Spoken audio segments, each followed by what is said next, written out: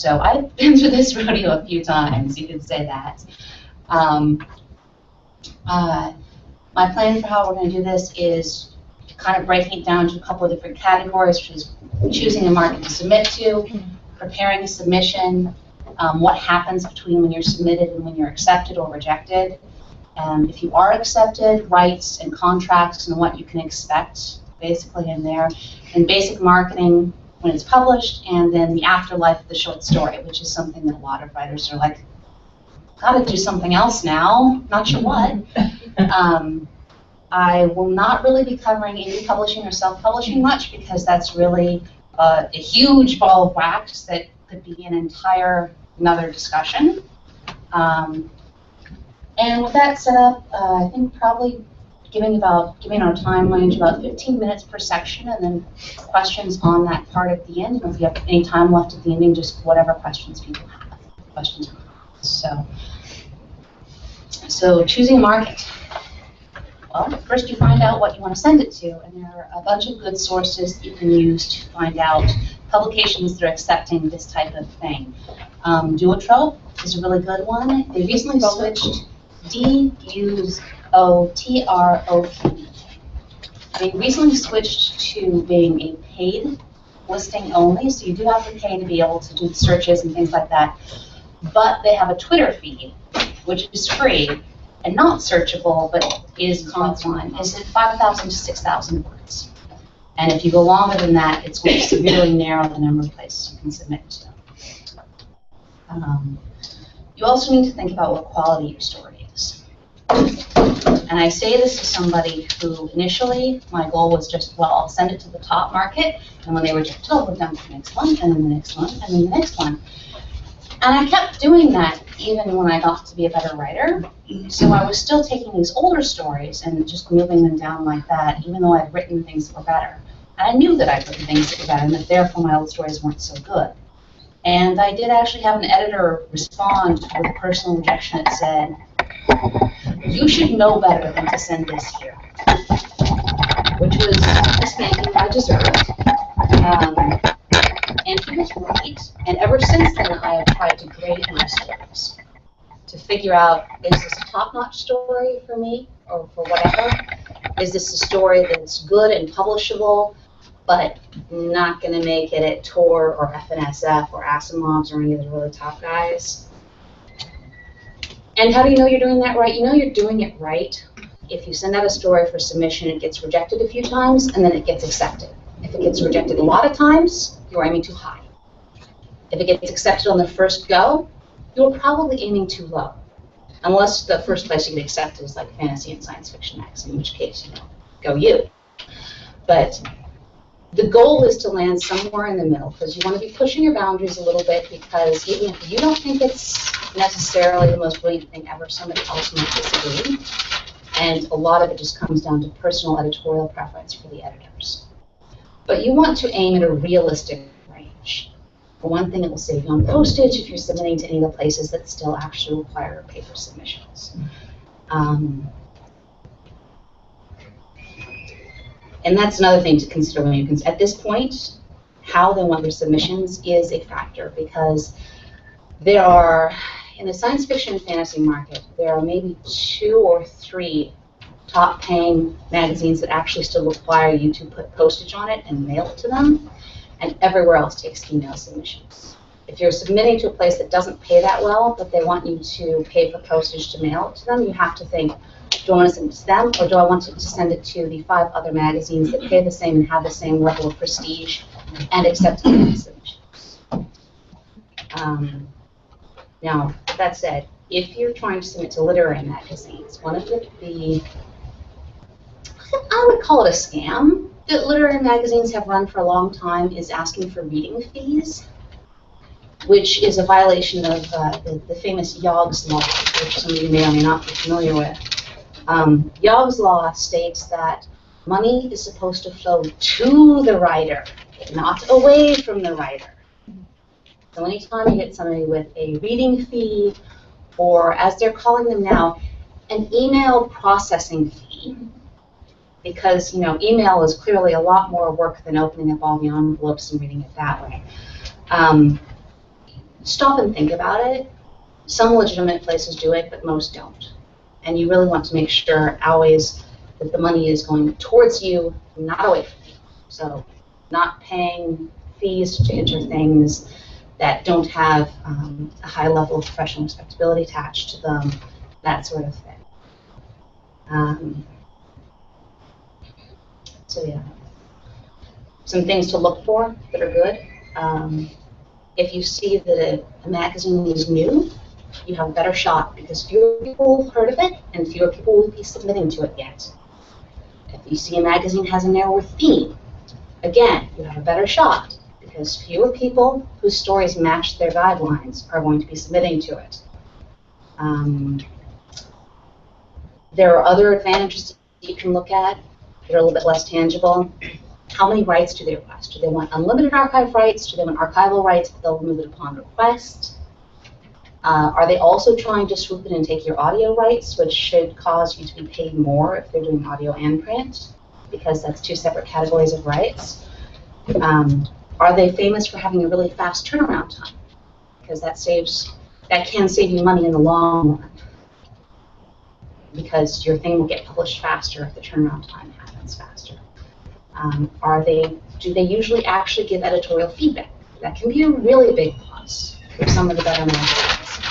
I have had many rejections of editorial feedback where the very next time I sent the story out, it's sold because I listened. So that can be a really big plus. One note, because it took me a little while to figure this out, if a magazine's guidelines say that they're looking for original fiction, they don't mean that they want you to be creative, they mean they want it to not have been published anywhere before. Original fiction is another way of saying no reprints. And sometimes they actually say no reprints in parentheses behind it, and other times they don't. You will see some markets that pay royalties only or exposure only. I don't submit to those markets. If you do, that is your choice, but you have to consider that that is probably a reflection on how successful they are as a publisher. If they can't afford to pay you, that means that their audience is small enough that exposing you to it is probably not an advantage. Probably won't get anything out of it. It's not a credit that's going to reflect necessarily very well on your cover line. So that's choosing market. Any questions on how you choose a publication market or anything like that? What about multiple submissions? Some places allow it, some places don't. If they don't say, they don't allow it. Is it a good thing to do, or? Sure. There's nothing wrong with doing multiple submissions as long as you read in the guidelines it says that they allow it. I would try to keep it in a range, in a bracket, so only submit to your, if you have, these are the A-grade publications you'd be really happy to be published in.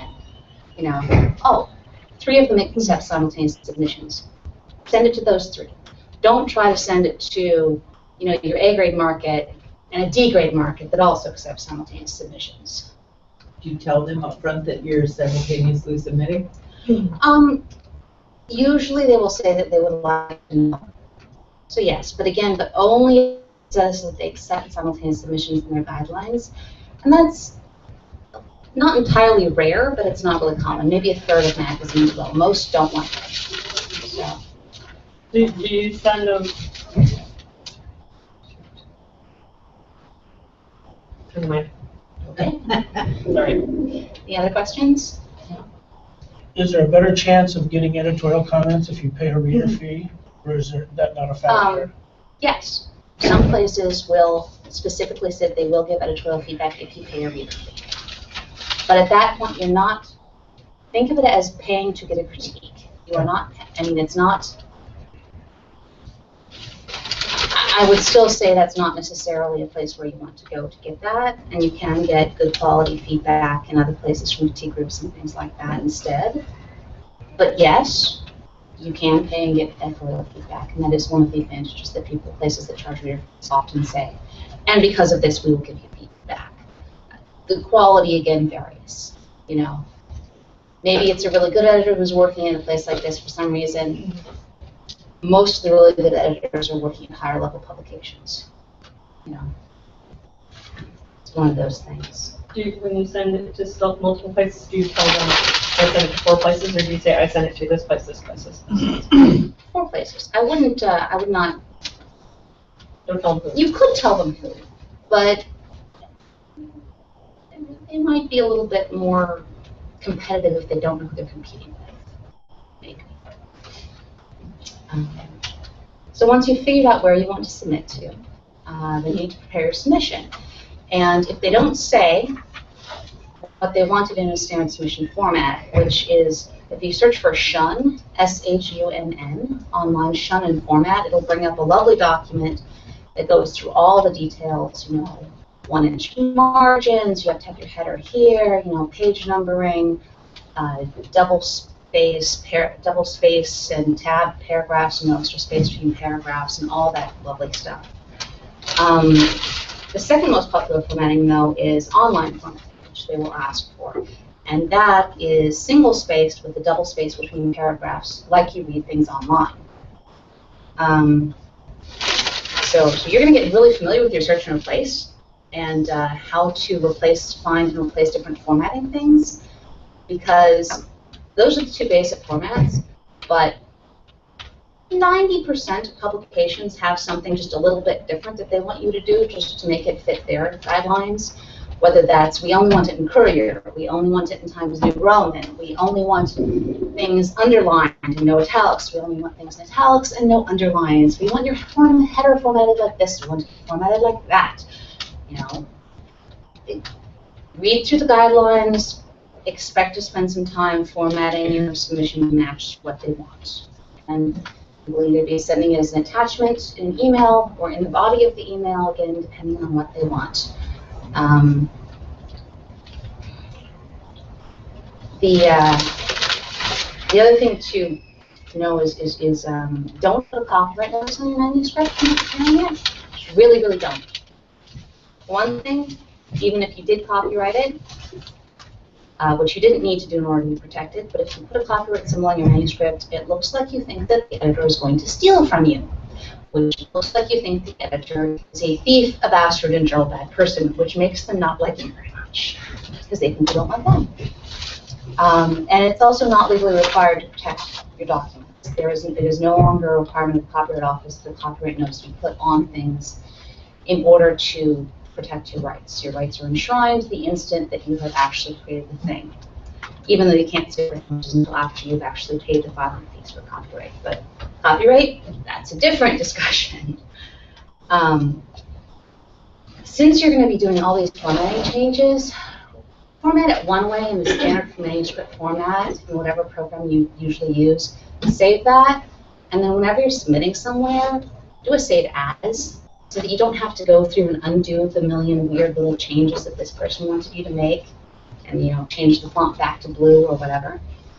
And then just keep doing that. Also, there are a lot of different word processing programs out there. I prefer to write in OpenOffice, but I paid for Microsoft Word, and I have it on my computer so that I can open up the things that are required to be submitted in Microsoft Word and see what they actually look like in that program.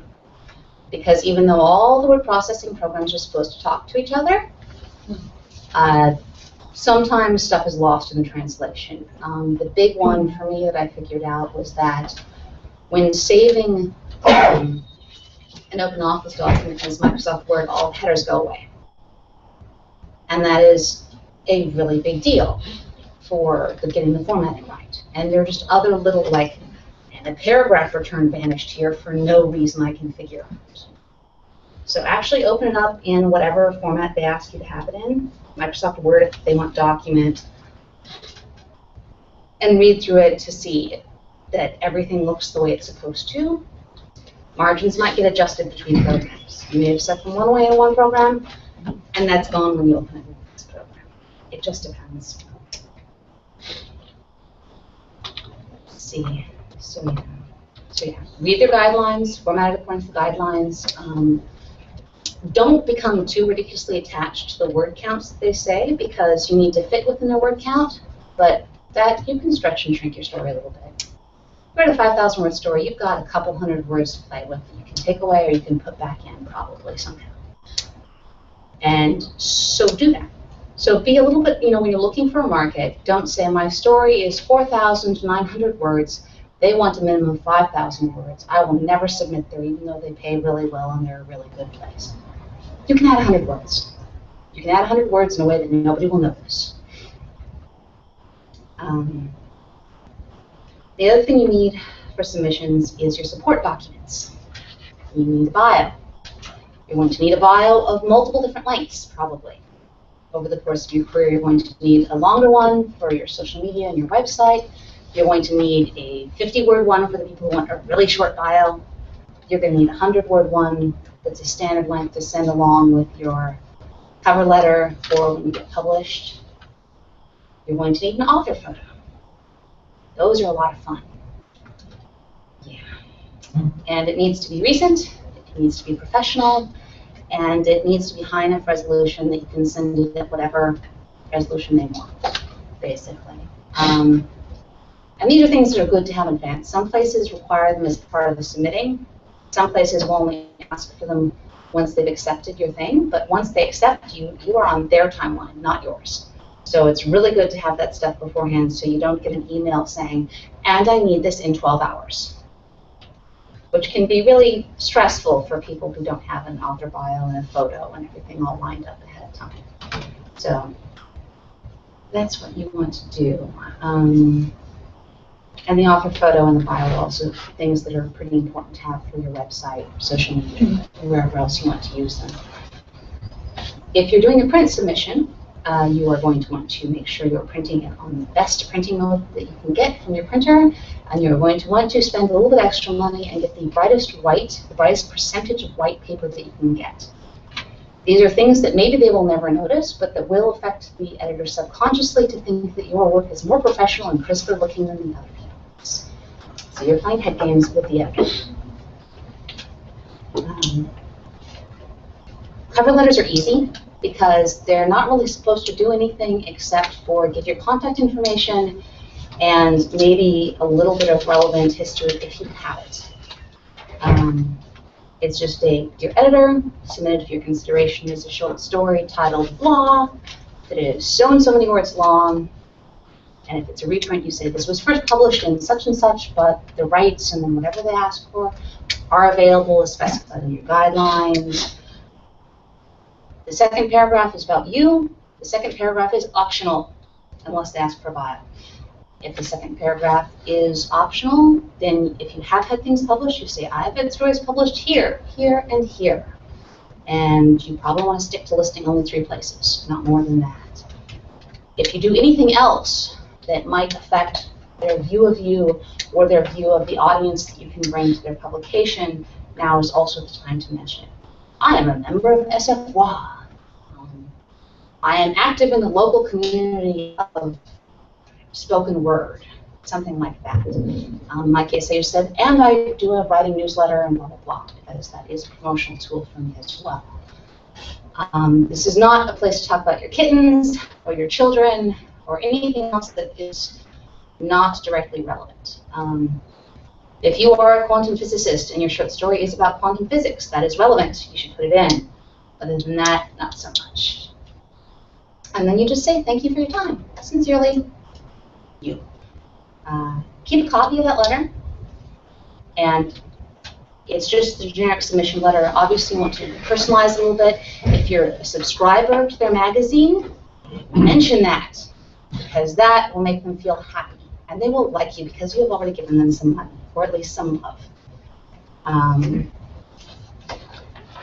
you want to find the editor's name. The easiest way to do this, if it's not listed in the submission guidelines, is to look under the publication's About page on their website. That will usually say who their staff are. If it's 1 or 2 writers, or 1 or 2 editors, then address them by name. And I shouldn't need to say this, but I've had to do it myself before. So if you're not sure, Google the editor so you make sure you get the gender right. There are a lot of names that could go either way. Don't assume Cameron Smith is a man or a woman. Look them up. And if you have more than 2 editors or a long line of editors, just say dear editors. On the optional paragraph that's about you, If you haven't had anything published, don't say that. Just don't say anything. Better that way. If you've self-published things, don't say that.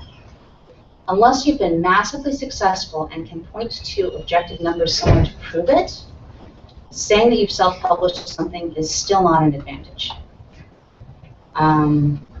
It doesn't really hurt you either, at least in the short story market.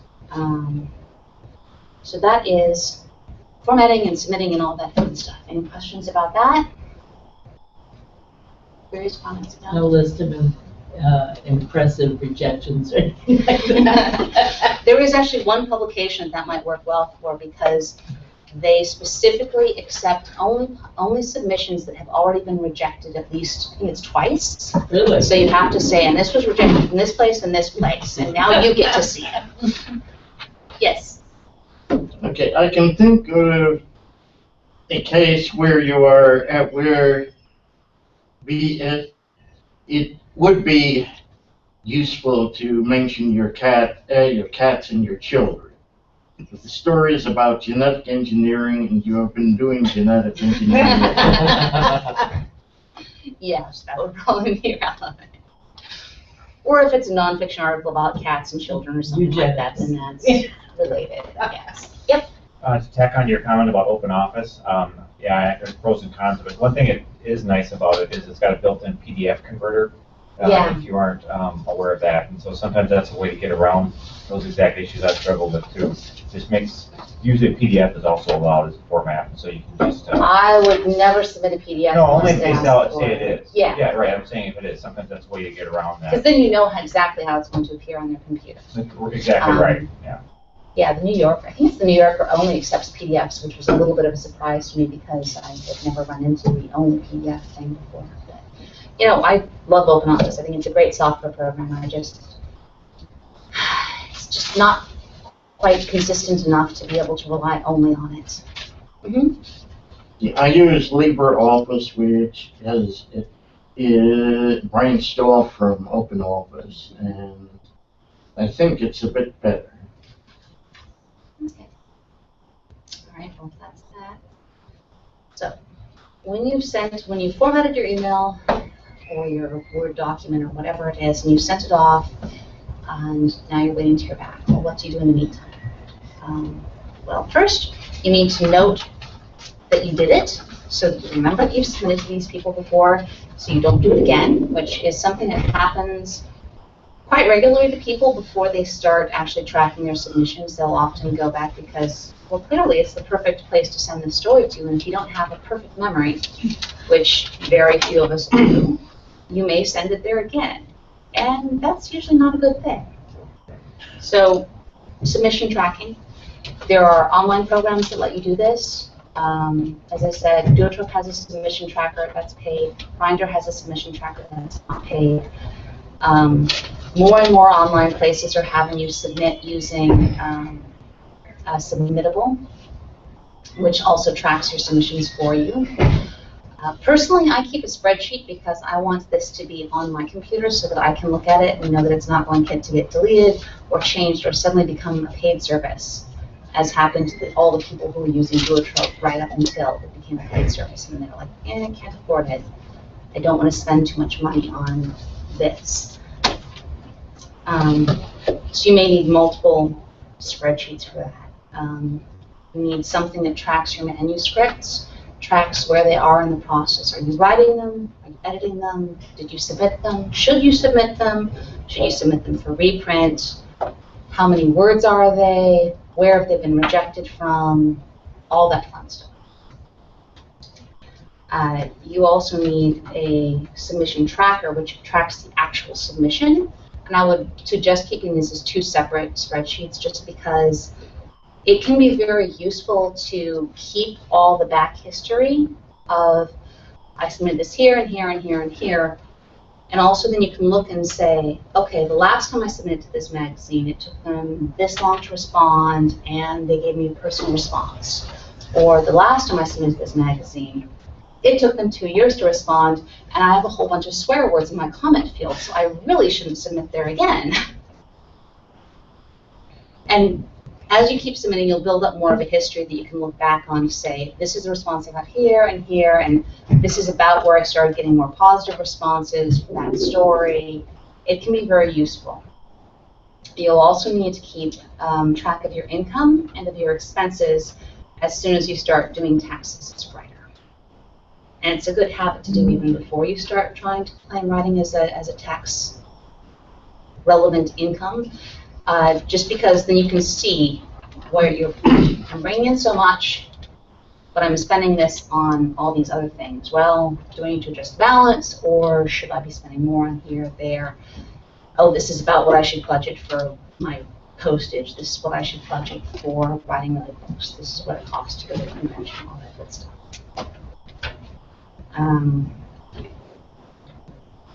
And again, tracking submissions is really good because then you can see over time the response that you're getting for this story. If you're getting a consistent, no editorial feedback at all, not even the please submit to us again, which, note, I have been told by editors, even though I'm not sure I entirely believe them, if you get an entirely form letter that says please submit here again, it means it's not entirely a form letter. It means that they did actually like your story and they do actually want you to see that again, because they don't just put that in their form. I'm not sure I believe these editors, but you know, it sounds nice, so we can go with that. And color coding is your friend in spreadsheets if you're a spreadsheet kind of person. So. That also lets you check your outstanding submissions to see when you need to query about the status. Because one of the things you should keep track of is when you sent it out, when they said they would respond, and how much past that date you are. It would be a lovely world if you never needed to query about your submissions, but it is not that world. And often it is a good way to find out that, oh, it got buried somewhere. Usually I would give it about a month after the time they say that they're going to respond to you before I send the query. But they expect queries. It's not going to hurt your chances of being accepted. It's an entirely normal part of the system. Also, when you do get accepted, look to see what the exclusivity time period is on your manuscript so that you can put a reminder in your calendar saying exclusivity up, and that's when you go back in and you change the status of your story from printed, published, blah, blah, blah, blah, blah, to submit for review, previously published in blah, blah, blah, blah. Because at that point the story is free and loose and just sitting on your hard drive eating space and doing nothing for you until you send it back out.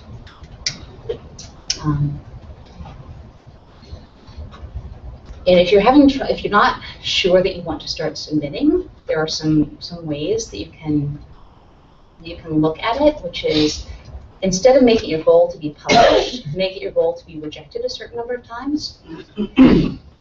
That's a pretty good one. Say, once I collect 12 rejections, I am going to buy myself a fabulous book that costs way too much that I shouldn't get. You know, basic, set yourself a reward, set yourself a number of rejections to collect until then. It'll make you actually feel a little bit happy every time you get a rejection because you're just a little bit closer to that reward that you promised yourself. So that can be one way to get past this. So you don't just play head games with the editors. Writing is all about playing head games. Playing head games with your readers, you're playing head games with yourself, you're playing head games with your editors. A good goal to have is that you will always have, say, 5 submissions out, or maybe 2 submissions in the beginning. What that means is that when you get something back rejected, you send it back out. When you get something back accepted, you have to get something else ready to go and out. Because you have this goal, you have to keep so and so many submissions out there at a time. Having more than one out will also definitely help you not get stressed out about what the fate of that one submission is. Again, it's a send it out the door and then try to forget about it, except for when you need to check on it. Try to focus all your energy on doing something else. Having more submissions out lessens your emotional attachment to your lone baby wandering out in the world, and that can really help. But really, don't let stories that are edited and ready to go, don't let them just sit on the drive. That's wasting time. They could be sitting on an edited drive. and they would take the same amount of time there, but you wouldn't be the one that's holding up the process. When your stories are sitting on your hard drive, you are the one that is keeping yourself from getting published. Yeah, I mean, I prioritize submitting stories over everything else when it comes to writing. That's edited stories. Edits, that's a little bit of a logjam. We're not going to talk about that. But if you have a story that's ready to go, it will not take you more than, once you are somewhat familiar with the market listings, it will not take you more than half an hour to an hour at most to find a place to submit it, format their submission requirements, send it out, and write down when you sent it out and all the details about your submission. And that's more important in many ways than writing for an hour or researching for an hour or editing for an hour or anything else you can be doing. Because that is the time where you want to make sure that you want to make the delays in the process, the waiting times, the fallow times, you want those all to be taking place somewhere that is not your desk. If something needs to go into a queue to get critiqued, you want to do that first. If something wants to go sit on an editor's desk, you want to do that first. Because you want to make sure that you are doing everything you can so that the inevitable waiting happens somewhere else and not on your desk. So that is generally what you do in between your submission and your acceptance or rejection. Does anybody have any other questions or comments? Yeah. Is there such thing as too many submissions out?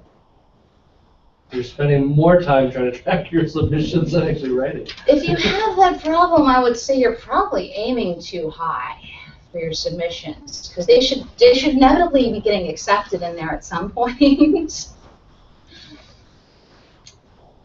So theoretically, it's possible, but if so, wow, you're really prolific, and I'm totally impressed. So, if you're writing a novel and you have a chapter that with some tweaks could stand alone as a short story, is there anything to prevent you from going that route if it's going to be largely part of the book? A chapter is probably fine. 5 chapters, probably not fine. So if it's a small portion, it can actually be a good thing. And many novels start as a short story that was sent out and then got expanded. So it's not going to be a hindrance against getting it published in the end.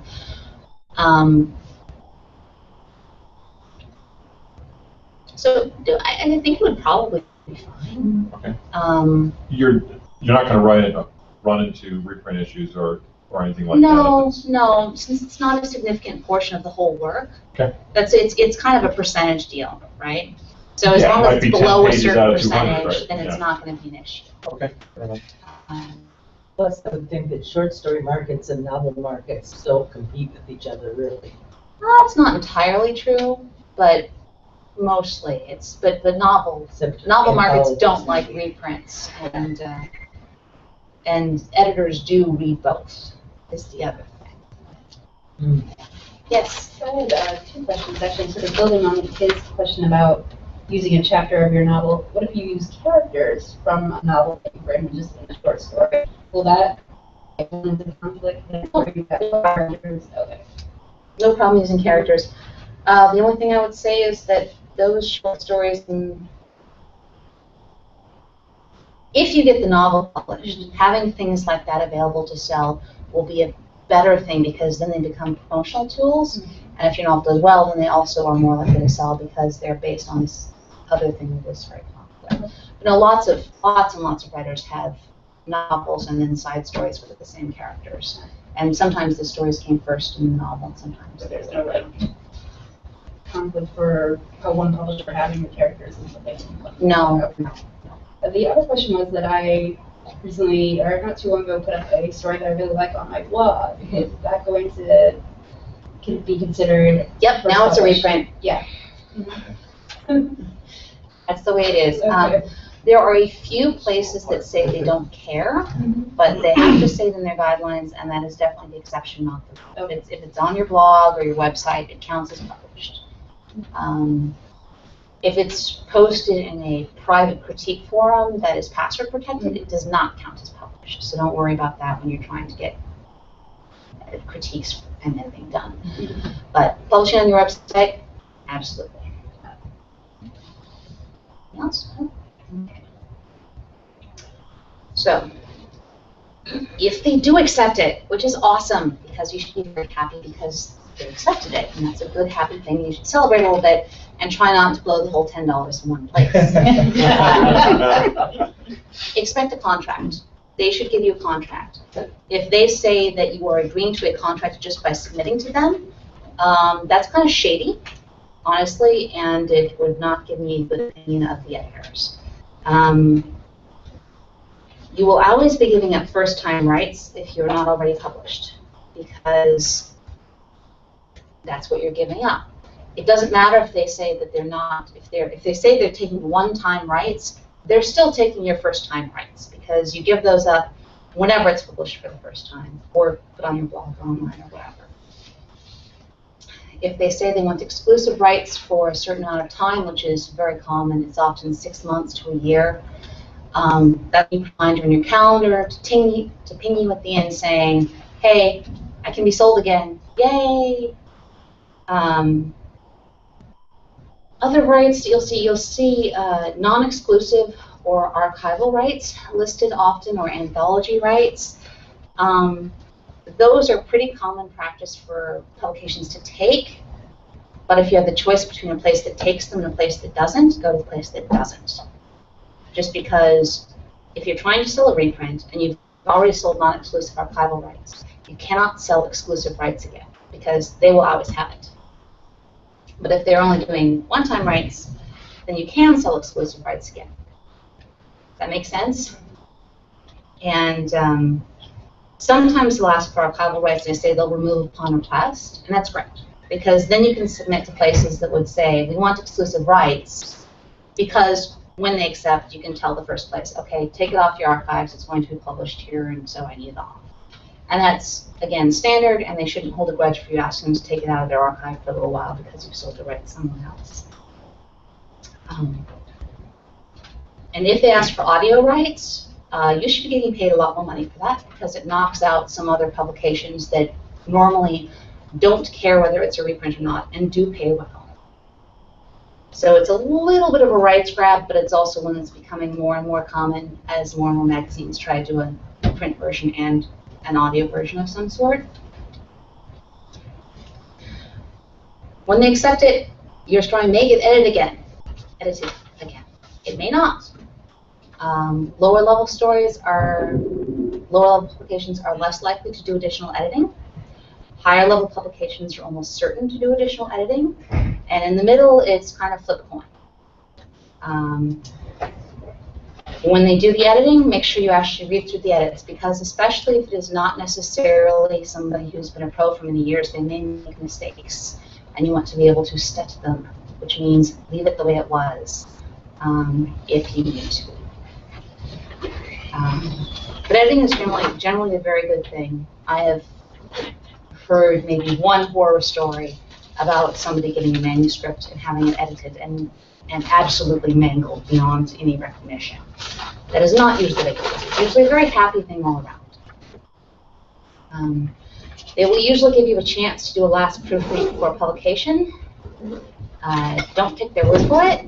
Read through the whole story. Read it out loud so that you don't miss any missing articles or little grammar errors or whatever. But make sure that you're only fixing actual errors, not improving your prose. Even if it reads really clunky to you, if it doesn't have a misplaced semicolon, ignore it. Editors are on a time crunch by the time that they give you back this thing to proof, and they can get really, really cranky when they have to deal with people who think this is the time to do another round of edits. It's not what this is. This isn't editing. It's proofreading.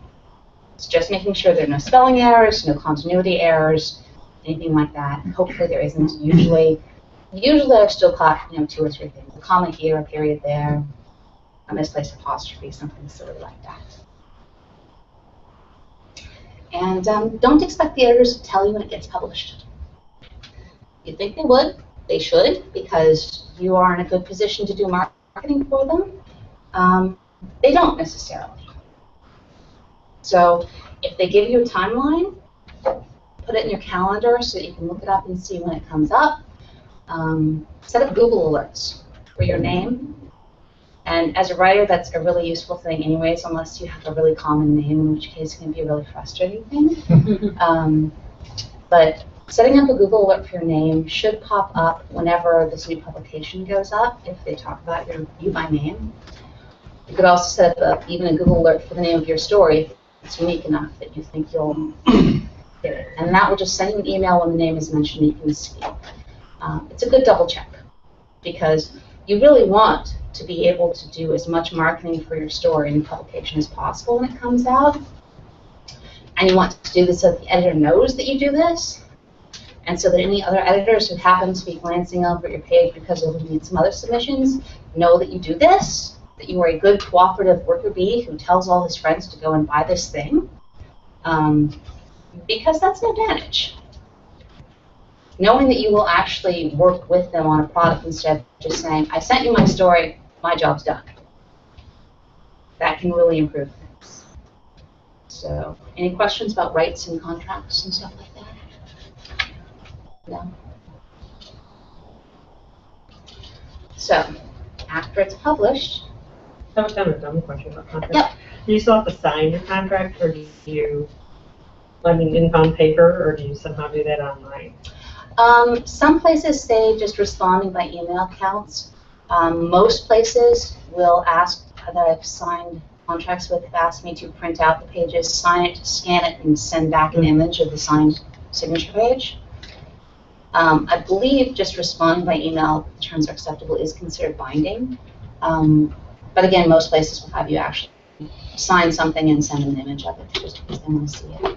So having access to a scanner is also good.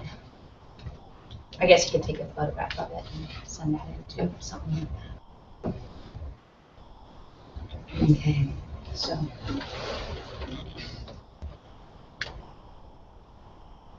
so after you get something published, you want to tell everyone about it. And there's part of this that happens before you even sell anything you get set up, and that is a website, which, yes, every writer should have a website. No, Facebook does not count, neither does Twitter. You need a static website where people can go to that allows them to find your stuff. This is as simple as possible. It just says you want a place where people can Google you, find this place, and be told how to go and give you money. Because really, you want to make that part as easy as possible. Always make it possible for somebody to give you money if they want to. You should have a mailing list. Every single one of you already has a mailing list. It's called Friends and Family. And anyone else who ever expresses any interest in your writing whatsoever. The very basic way to do it is to take all your friends and family, put them together in a list, send out an email saying, I have such and such a thing published, and don't forget the little bit at the end which says, you are getting this email because at some point you expressed interest in my writing. If you don't want to get these emails anymore, just reply back saying, unsubscribe or leave me alone, whatever, and I'll do it right away. This is also maybe a good thing to set up a different email account to send from, because if you're sending out massive volumes of email, you may eventually get flagged as a spammer. It's really unlikely, but it's possible. Or you may have other problems, so it's good to keep that separate from your personal email account if you can. Not just that, but because eventually you're going to be emailing people who you do not know. Do you really want them having your private email address to respond back? Yes? This is maybe a question along these lines to the group. I've heard some people who use like MailChimp, and I'm just starting to help out an organization, their email list, they're using iContact. I'm not a big fan of it so far, but along these lines, where people can opt out, if you feel like to unsubscribe, it's all automated, I believe. So does anybody have any experience with like MailChimp or under these other programs that are geared specifically for doing mailing lists? I've used YMLP, your mail list provider, What's it called? YMLP.com. YMLP? Okay, Your mail list provider is pretty, okay. I check out the pricing. There's different tiers of pricing, how many Yeah. mails you can send per month for free. Yeah, WordPress has got, I've just seen a few that have been mentioned. I don't think they're very, a lot of features or anything like that too, but, I don't know if that's, I don't know. I'm getting a lot of author emails through MailChimp now, and so MailChimp, yeah, I'm okay. not familiar with it, but it seems like a lot of people are using it. I think it has a max of like 2,000 subscribers on YouTube. Yeah, iContact is free up to 1,000. Right. Like I said, I'm not endorsing iContact based on my experiences so far, but, so I'm learning curve here, but, okay, appreciate it.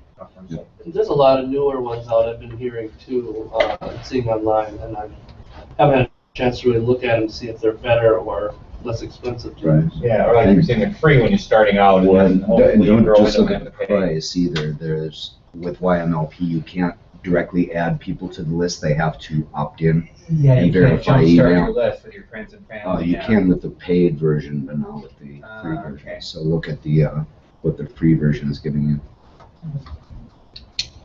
Yes.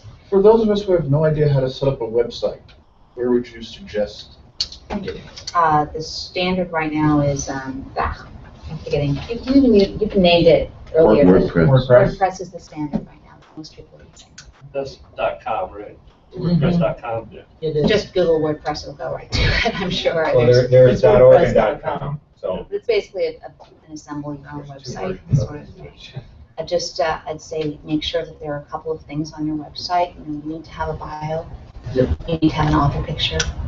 You need to have a list of all the things you've had published. You need to have a place for people to sign up for your mailing list. So you can get that information. You probably want to have a news feed that will have, any upcoming appearances or upcoming publications, anything like that. And you want to try and set it up so that can be subscribed to as an RSS feed, or as a Atom, or however people want to subscribe to it. There are a bunch of different options.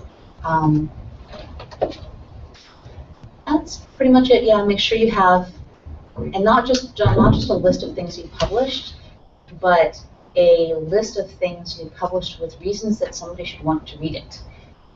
So I published this thing called Blue.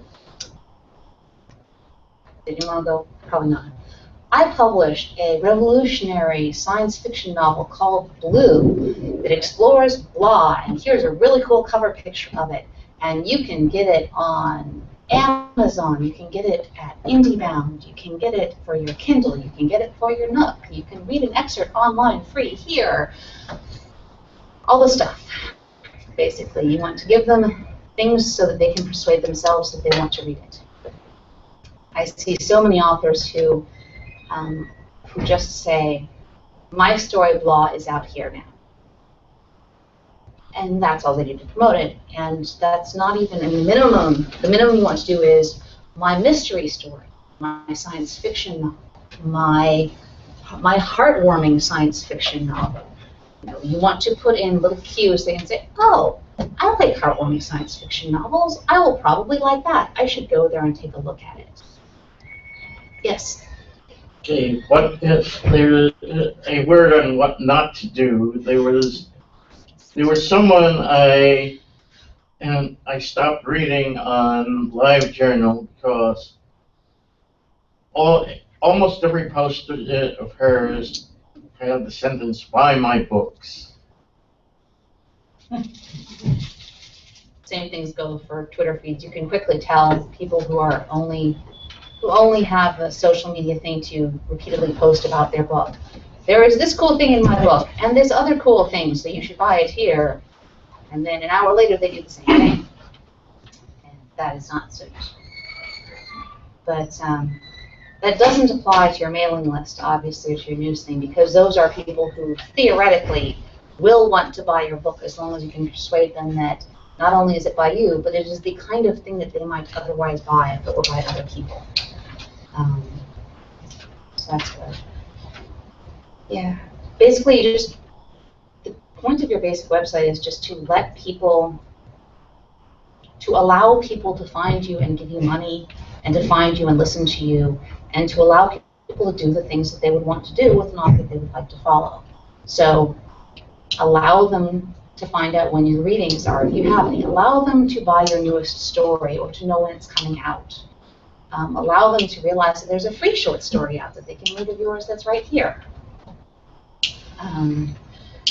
And obviously, once you have a bio, once you have a website, you should point to it in your bio. You can have a really clever bio, and if it doesn't say, and you can read more of my stories at such and such a place, it's not so useful. In my case, I could maybe get away with it because I have a sufficiently unique name that if you Google me, I am the only one you will find. That's not true for most people. Some people have a lot of difficulty with getting found simply by people Googling their name, especially if their name gets misspelled, which is something you should count on. So if you're given keywords that should bring up your name, make sure you include the most common misspellings.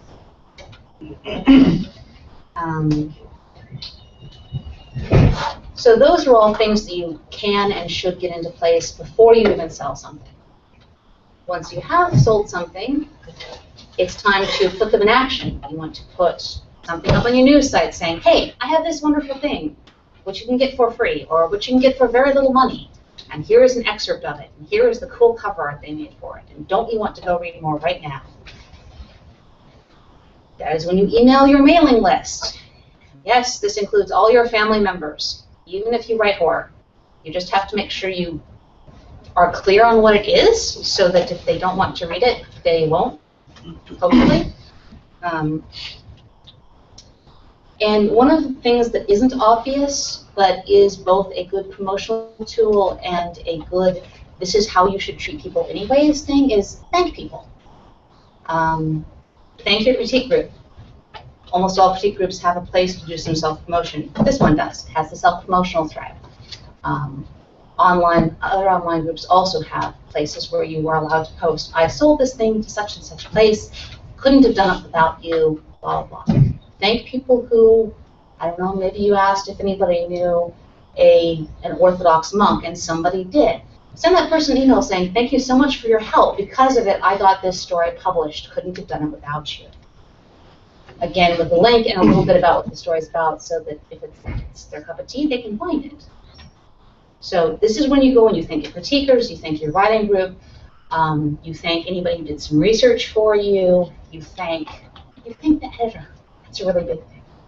The editor of the publication who just published your story probably doesn't hear back from the people he publishes very often. So sending him an email saying, hey, I saw my stories published. Thank you so much. It looks great. I'm happy to see it in your publication. I told all my friends and family.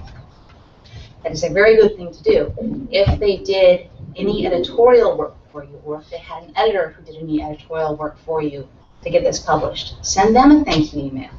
Say, thank you. I think your work really helped improve the story, and I'm really proud of it, and blah. It's just basic courtesy, and it also gives people a sense that they have an investment in the story. Maybe they want to tell somebody else. Hey, I did this, and this guy said this. You should go read his story. If you're lucky. That's also when you update your website. You update all your social media, if you have social media. Yep, you update groups you're a member of that allow self-promotion. Again, like MNSpec, even if you didn't get a critique through here, you should still be posting in the self-promotion thread because we have one, which means you can use it. Personally, I find it useful to keep a to-do list. And you may have already guessed when I talked about spreadsheets and such earlier that I'm a list-making sort of person. But keeping a to-do list of what to do when you're published can be really useful, especially if you have, your mailing list, you want to do your website, you want to do your social media groups, you want to do this and that and the other, maybe you have some other memberships that you want to cash in on. Just make a list. It can be a very short list, but then at least when you're all excited because you got published, you can still say, oh, I'm all excited because I got published. Oh, I have a list to do. Okay. And you'll still get everything done. Anthologies, there's a little bit extra to do if you get published in one because they are more like getting a novel published. Find out where it's available for purchase. And again, don't trust the editor to tell you these things. They should, they don't, and different people will buy from different places. It's available on Amazon, Barnes & Noble, is available on Smashwords for different ebook formats. It's available on IndieBound. IndieBound is a, I don't know how to describe it. IndieBound is a place like Amazon for independent bookstores. So independent bookstores get to put all their stock up there. If you're looking for a book, you can say, I'm looking for blah, blah, and it'll bring up, you know, the top 3 independent bookstores who have it for sale online and how much it costs. So for people who don't like shopping on Amazon because they want to support their local bookstore or whatever, IndieBound is a nice alternative for them if it's not going to be available on their local bookstore. Depending on where it's available, you're going to want to set an author page on those websites. Amazon has author pages. As soon as you get an anthology on Amazon, you want to set up an author page and make sure that the anthologies and things are linked to you.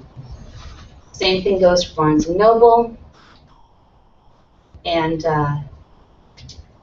Goodreads. It doesn't matter where it's published, but if you have an anthology published somewhere, if you have something published in an anthology, that's the right time to set up a Goodreads author page and to start building those books there.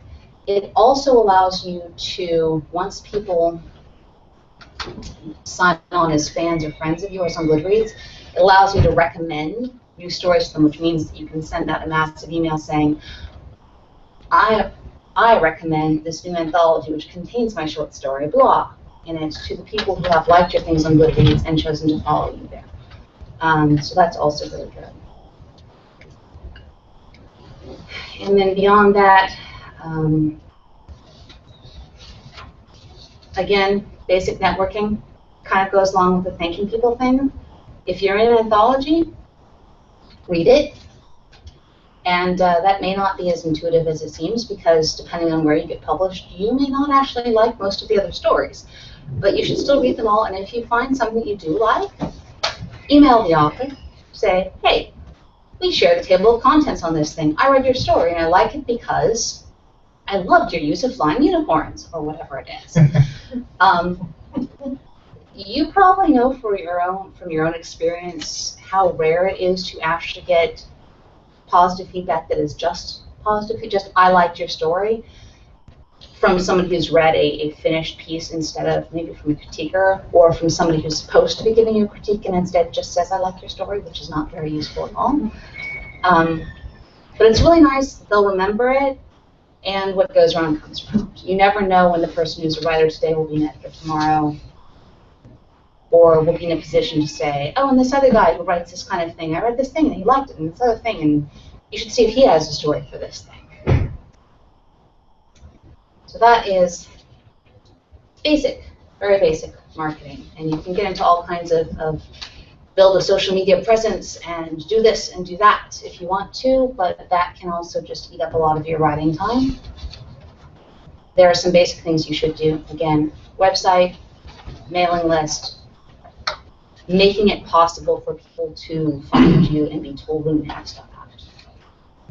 Questions? Yes? Have you ever had an editor or publisher say they looked you up online, and so I found this, well, I maybe even have a negative article, but I know we've talked about this in other meetings where, you could be, ranting or write a, rip on a reviewer of one of your books or something like that, and the editor, the editors and stuff will see that and go, I don't know if I want to work with that person. I haven't had that experience. I am trying not to have that experience. So I don't, it's say something nice or keep your mouth shut for me, basically. Unless I have a balanced review of something, which is more like, this is awesome, this I didn't like so much, which is a different thing. But just, generally trying not to be unbalanced in my online persona. So I haven't had that experience. I have read some horror stories about people who have that experience, but they're so extreme that they're kind of, on the really far end of the scale. So, I don't know. Do you think they're all doing it? I mean, the editors, when they get a submission from you, are the first thing they're doing is going, I doubt it's the first thing. I would not be surprised if it's the last thing they do before they send an acceptance. I mean, it seems like a reasonable idea. I know all the writers do it. Often they'll Google the editors or whoever it is and try and figure what they want. But it's the internet. Assume that everything you do or say can be seen by anybody. Even if you try to prevent that, it's the internet. Privacy is an illusion. Should be a simple way to look at it, but yeah.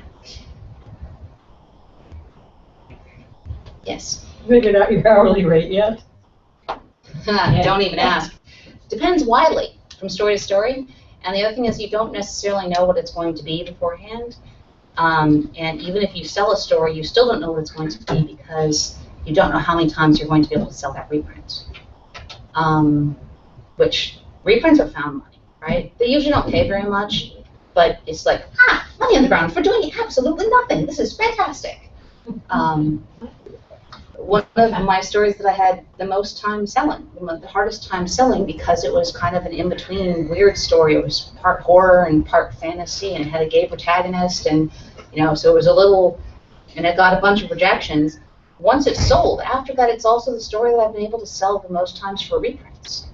So you don't know. There's no way to know.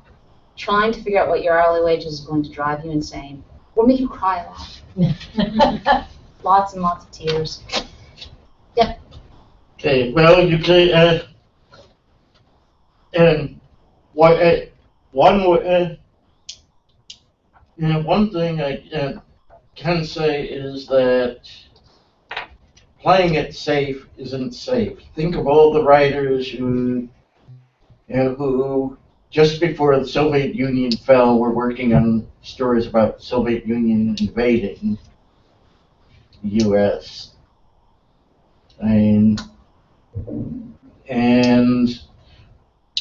I have a feeling that there are going to be people who think zombie stories will always sell, and be submitting their zombie stories just as all the editors are saying no more zombie stories. Yeah, absolutely. Yeah, you never know. Never know. Write anything well enough and it's going to sell somewhere. Eventually. I don't know, there's zombies. I mean, there are places that sell zombie romance. And I'm seriously, it's more than the first time. When I saw one anthology come up for the first time, I was really like, are you sure about that? Since then, there have been 3 more. Oh, yes. So there's a place that's for everything. everything. What that place is, you may not want to go there, but yeah. What, have you found any profit, not necessarily monetarily, in writing exactly for a certain market, like for a certain venue? Anthologies, I wanna write a story for them. anthologies can be, because some anthologies will have really, really specific guidelines, really narrow themes, Okay. and that can really work. It's also, for me personally, I find that taking an existing story idea that I have that I think is pretty cool, and taking an idea from somebody else and putting them together can often result in a really awesome story, because it's something that I wouldn't have thought of doing, but when I put it together, it becomes greater than the sum of its parts. Basically, like there was one story that I was trying to write. I was writing for a specific anthology, so I looked up the editor. And one of the things the editor mentioned he really liked was Firebirds. And that took what would have been kind of an ordinary Princess and the Dragon switch around reverse type story, and making it Firebird instead of a dragon, and then suddenly that made it Russian, so that changed the entire atmosphere. So then it became medieval Russia. So then there was medieval Russia with Firebirds and this little relationship. And that one actually sold to Tor, which was not the place I was originally sending it to. But I definitely benefited from looking at what somebody else wanted, Right. and stretching my own idea of what to write. So yes, if not in the sense that you mean. I have also written things specifically for anthologies that I wasn't otherwise very enthused about that didn't work well, So it's just if you like the thing, or if you think that their specific thing can work well with something of yours, go for it. If you're just trying to write it because that's what they want, not so much. No. There are some places that, in science fiction, fantasy at least, I would say not so much. Romance genre, that would probably be a little bit more of a successful approach. Yeah. But not science fiction, fantasy as much. So then, after you've had something published, after you've done all the marketing, then it's just sitting around on your hard drive. And that's the time to start figuring out what else you can do with this thing. And the answer is reprints. Make sure you know what rights you have. Do you have exclusive rights to offer? Do you only have non-exclusive rights to offer? It's reprint rights regardless. Do you still have audio rights to offer? Can you try selling it to a podcast, which usually doesn't care that it was printed before? The big three podcasts are Escape Pod, Podcast, and Pseudopod. There's one for science fiction, fantasy, and horror, and they pay professional rates.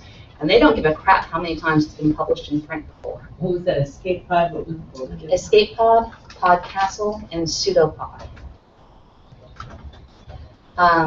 Keep an eye open for themed anthologies. That can be a really good way to sell reprints because, again, the number of people sending them something that matches with their theme is smaller, so you have less competition. And with all that said, don't spend too much time on reprints. They're not going to pay as well as original stories. They should be out the door trying to make a living, but don't spend too much time polishing up their resume, so to speak, because it's not like they're going to get the high-paying jobs. So after maybe you've submitted something, you've had it published, you've had it reprinted, you've had it podcast, now what do you do? Well, you can keep trying to send out for more reprints with varying degrees of success because, it's one thing to be the first reprint, it's another thing to be told, this has been published 5 other places beforehand. Would you like it? Self-publication is one way to go at that point. Either by getting it included in an anthology of your stuff that has a bunch of the short stories in it, or releasing it as a standalone ebook publication, which can easily be done through Amazon KDP and Smashwords. The nice thing about doing it that way as a self-pub thing is that you have the capability to pull it back out. So if you do sell to another place that wants exclusive rights, you can pull back the self-published version off the market and still give them exclusive rights.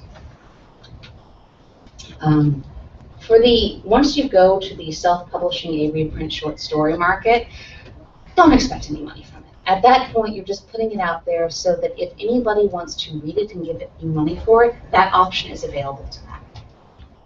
It's not the same thing as putting it out there to make a lot of money. It's putting it out there so that you have a back catalog of things that people can find and get and read.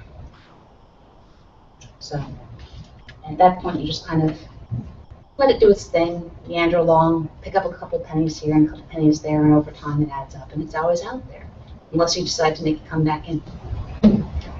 And that is the end. Yes?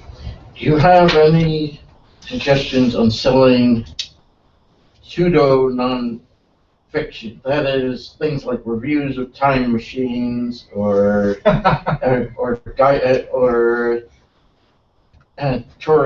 articles on visiting, tourist articles for Marsport. Absolutely. Send them to fiction places. They will like them. To what?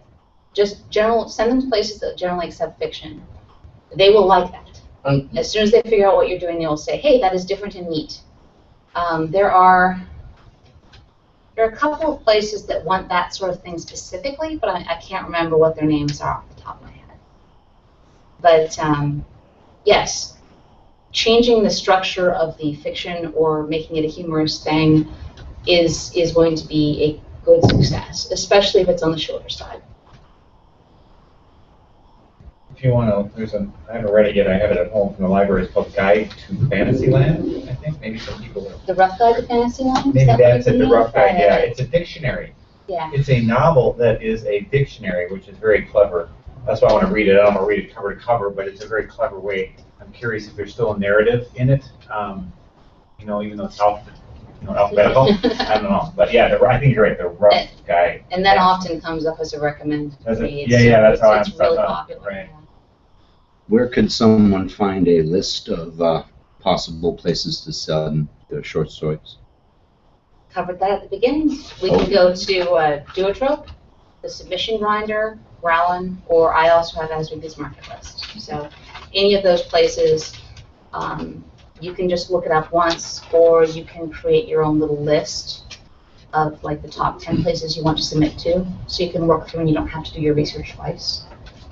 Just depends on how you want to do it. Yes? Aside from try to write shorter, do you have any advice for those of us whose stories tend to come out about 10 to 12,000 words? I am one of those people. Make them good, because the nice thing is that the really high-level markets, most of them don't give a crap how long your story is. They just want it to be really good. It's when you go from the really high-paying markets to the 4 cents, 3 cents, that's when you start getting a lot more limits on the word count. You can do searches to make sure that you only are being shown markets that accept publications that are that long. I use a spreadsheet, I sort it, I say the maximum word count is, and then as soon as I get below what mine is, I'm like, okay, not going to submit, can't do it anymore. On the nice side, once you have written something like that and had it published once, that is a very good length to have as a standalone ebook or something like that. So there are advantages in the afterlife, but not in me trying to sell it for the first time. It is a bit of a disadvantage. There are a few places that only accept short stories over a certain length because they specifically want things that are more of a novella, novelette length. But again, that's a specific thing. You can also always experiment. There are actually a number of book publishers right now that are experimenting on expanding into publishing novellas and novelettes. So that's another place to go. But again, then you run into the same thing that you usually have with book publishers, which is they don't pay you money, they pay you royalties. And whether that means you get anything or whether that means you put your story out there free and then it didn't sell well enough, depends in part on you and in part on who your publisher is. But I believe it's, I know Harlequin has, specifically, is Harlequin? They've opened a whole bunch of lines in all the different genres, not just romance, saying, and they are looking for novellas, novelettes, and as well as longer pieces. Basically, if you go that route, try to make sure you get a more established publisher who already has the PR and marketing machine set up to help people find out about your stuff. Yeah. I'm just wondering where we can find some of your stories. If you look on my website, you'll see a link called Stories. It should make it easy for you to find some of my stories. Hopefully, is aswiede.com. How much do they pay at the top venues for? The highest venue is Tor. They pay 25 cents a word. Below that, you take an abrupt drop down to 8 cents a word, which there are about 3 places, I think, that pay about 8 cents a word. And then the standard pro rate paying markets pay about 5 cents a word. Okay. What was the first one? Tor.com. Tor? Tor, T-O-R, like the book publisher. .com. And then you get the 5 cents a word, which is a pretty decent standard professional rate of pay in the industry, considered to be a decent rate of pay. And then you get down to 3 cents a word, 2 cents a word, 1 cent a word, and we will throw a handful of change at you. So. You get to see your name and brand. Yeah. But it seems to be there are a couple of magazines recently shifted upwards to 8 cents a word, so at least there seems to be more of an upward trend now. And in the last 6 months, there have been more professional rate magazines starting up than there were in perhaps the 2 years before that, from what I've observed. So I think that that the better paying market is actually improving right now for science fiction and fantasy, which is lovely to see. Are most of these like newsstand publications, or are they internet publications? Often you'll see both. Internet is pretty much always a component. Sometimes they also have a print subscription available. But a lot of them are going to internet. A lot of them are going to basically available on the internet and then having a Kindle subscription available to push out to people. So they're publishing online, but through a system that allows them to push it out to e-readers instead of just making people go to their site. So, yep. And just a simple question. Where do you recommend, or what kind of look for a author photo? Not at all familiar with getting the picture taken other than I'll try to find, well, one, it's entirely likely you have a friend who takes good photos. That's always accepted. I guess I should rephrase my question. What level of formality or such in the photo? If you wear a smoking jacket and hold a pipe, people are going to laugh at you. Basically, you want to, I would say, probably be wearing something really nice, not a t-shirt, unless you're going for that look actively. For women, you want to make sure that you're wearing something that's not too revealing and that isn't a cropped off picture when you're wearing a strapless top, because then people will think that you're naked. I am not making that up. And, you probably want to look, you want a reasonably flattering picture in which you look reasonably friendly, unless you write horror, in which case you can look reasonably scary. And you just want reasonable, a decent resolution, a fairly recent photo, so it'll actually look like you in case you're ever invited or you're talking anywhere and somebody looks you up and then is surprised because they don't recognize you at all. Something that looks like your bio sounds. Yeah, something that looks like your bio sounds. It doesn't have to be great. It just has to be reasonable and mostly you. You want head and shoulders. One of my favorite authors right now has a picture of herself on her porch in a porch swing with a lap robe around her. So, you just want a decent photo that reflects your personality and is somewhat welcoming and or speaks a little bit to your style. But really, don't overthink it. Just make it not a crappy snapshot with red eye, and you're good. Okay, let's see.